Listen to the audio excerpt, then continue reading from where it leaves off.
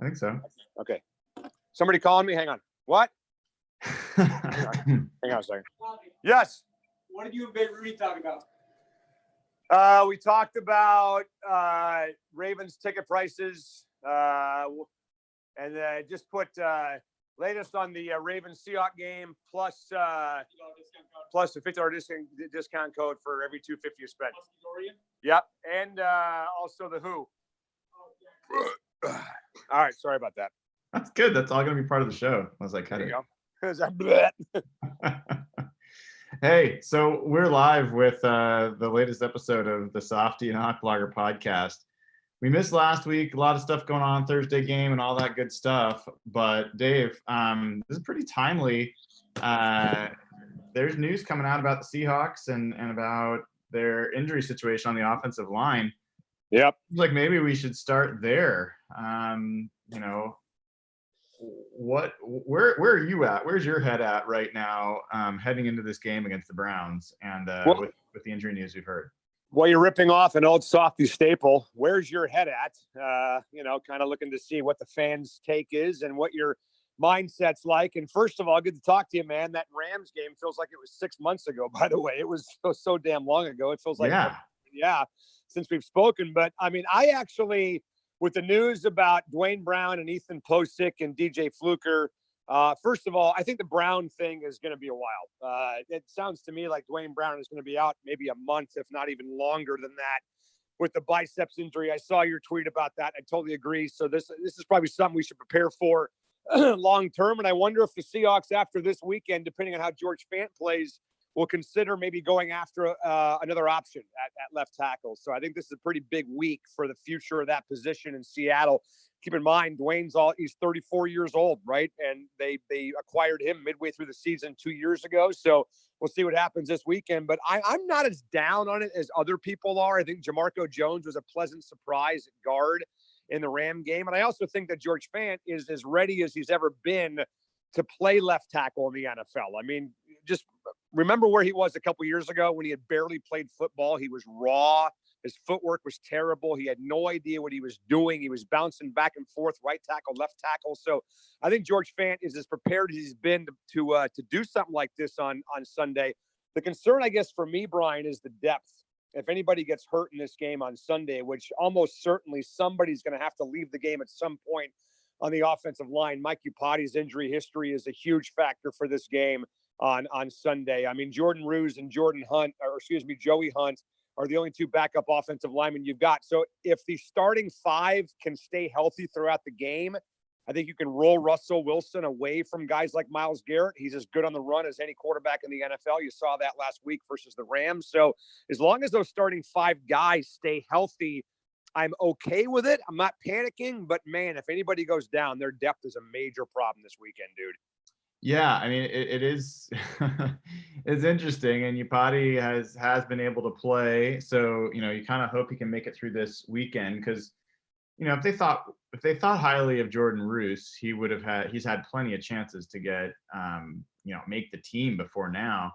And Joey Hunt, I mean, he's a guy that they've been able to get by with, but he's super undersized, especially at guard for this team. So if I asked you who was the number one rated Seahawks offensive lineman when it came to pass blocking this year per Pro Football Focus, who would your guess be is the number one rated pass blocker on the team? Is there a minimum amount of games played in that category? No. Okay. Yeah. Who would assume that they've had at least 30 snaps. Okay. I'm gonna say Jamarco Jones. That's a good guess. He is actually the number one run blocker among the offensive linemen. The number one pass blocker is George Fant. Yeah. So, he's graded so far in a short time, but he did finish the Saints game, played, a number of snaps there. He's over 80.8 was his grade for Pro Football Focus.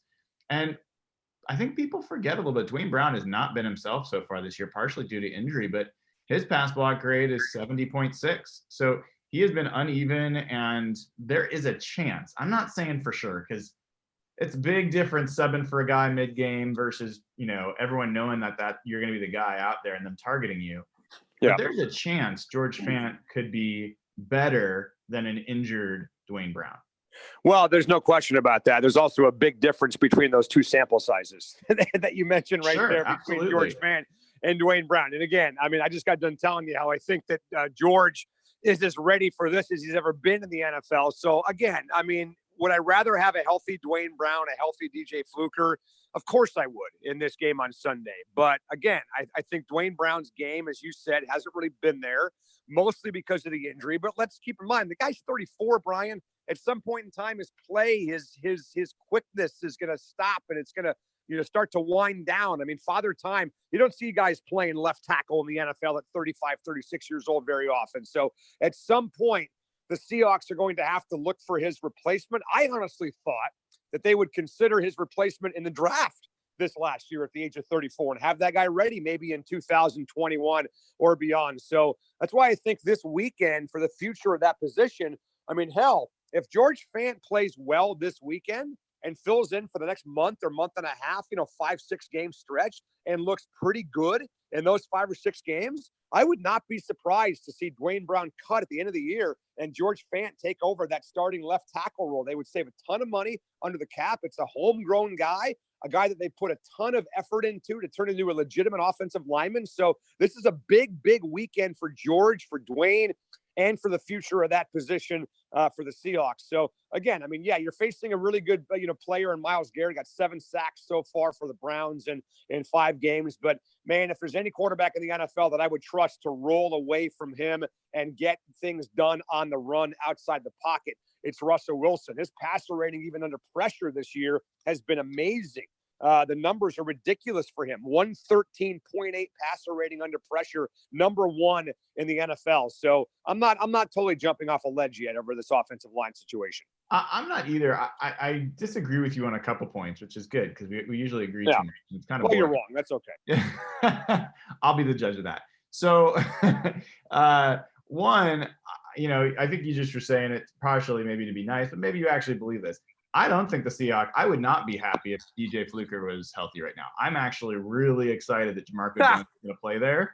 I think that the offensive line coach, Mike Solari, primarily, Pete Carroll's even mentioned it. I think he is being incredibly pig-headed about the players he's putting on the offensive line. And if it takes an injury to DJ Fluker to get Jamarco Jones in the lineup, so be it, because I'm pretty convinced that he is better than most of the guys on that offensive line. I actually believe that to be true. And the other piece here is I don't know that they do need to draft or add anyone on left tackle because I think they're too deep at left tackle after Dwayne Brown. I think they have George Fant, who they believe can play.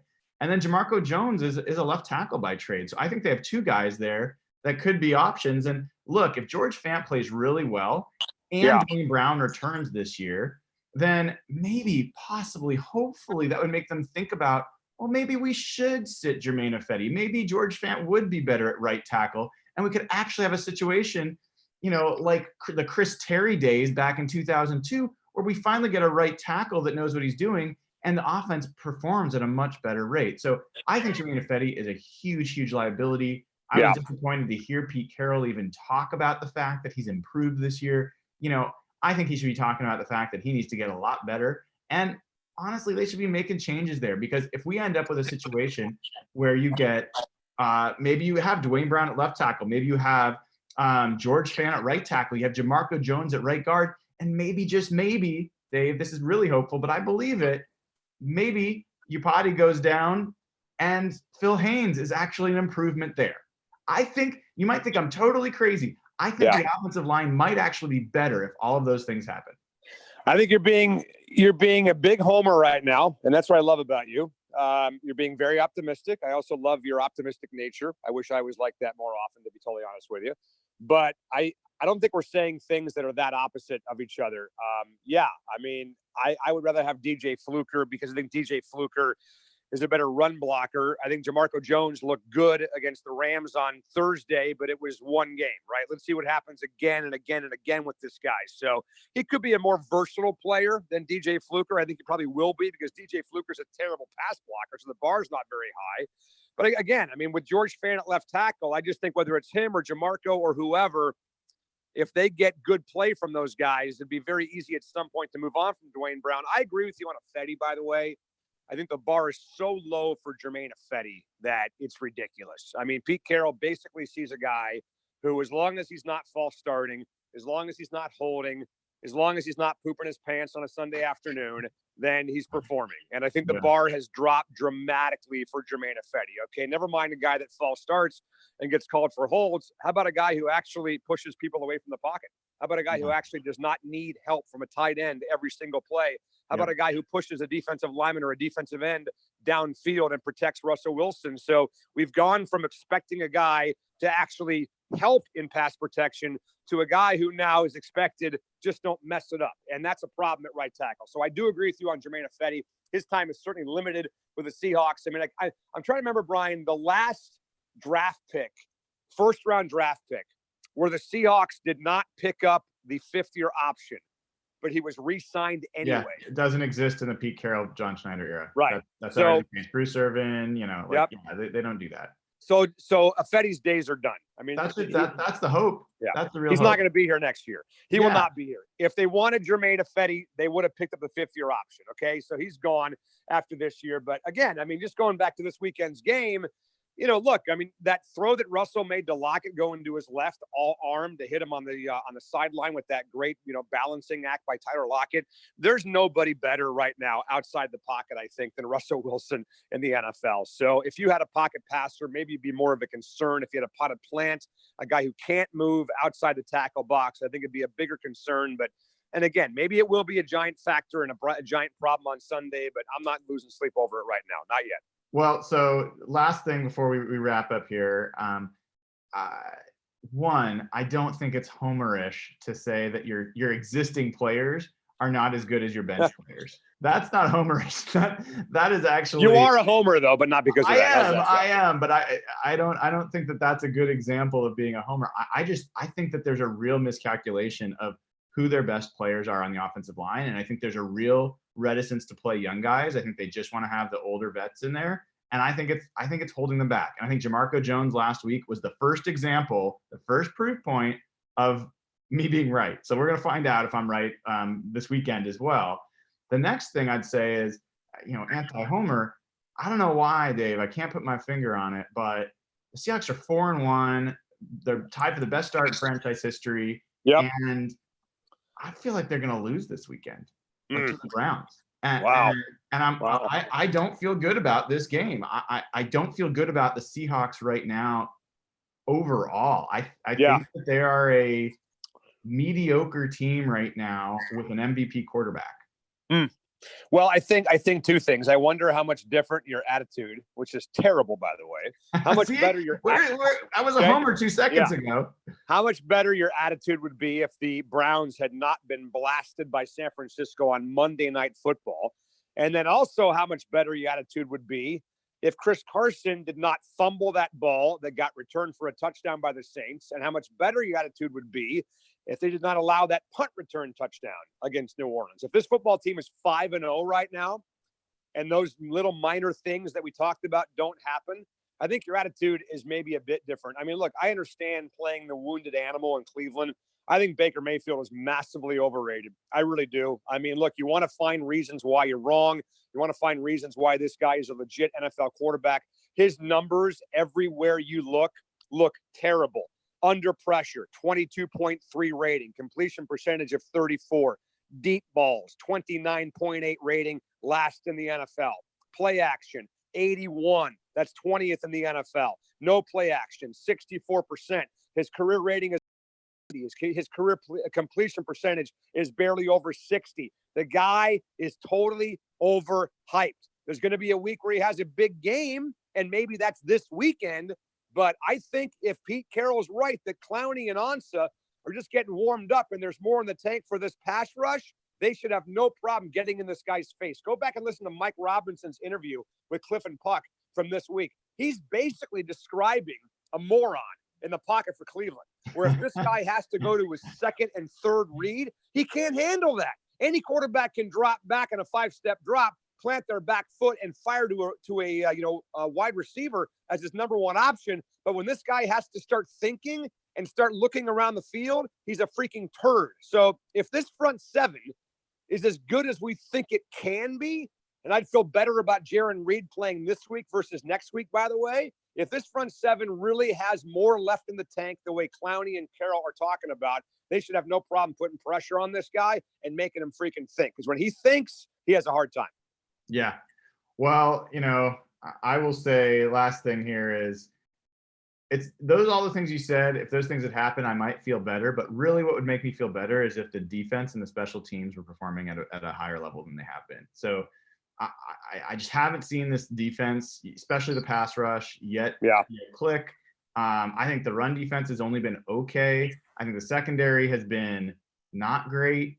And I think the special teams has been a huge disappointment. And so I want to see those units start to step up. I think this offense is really what we want it to be.